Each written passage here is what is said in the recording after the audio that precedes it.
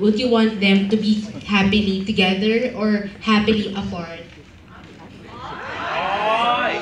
Happily together or Or, kasi sabi niyo parang pwede naman yung pwede din, sabi kasi nila direct, di ba, pwede apart pero Pero happy. happy.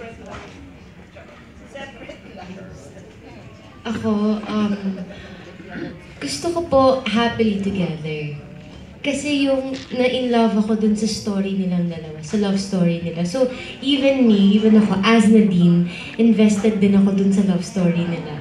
And gusto ko rin syempre mag-end up sila together. Pero ang gulo-gulo na po kasi ngayon eh. So, as na dinapamahal ka talaga kay Clark ng bonggang-bongga. kay Clark and Leia. Okay.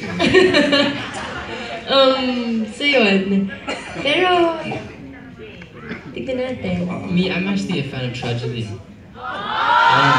Hello. The ending makes you want, the tragic ending makes you want to watch the beginning again because it makes you appreciate the love story at the beginning. And it makes you want them to be together. And then it's forever in that loop. Whereas you have a happy ending. And Galing-galing na dyan sa... May violent reaction ka.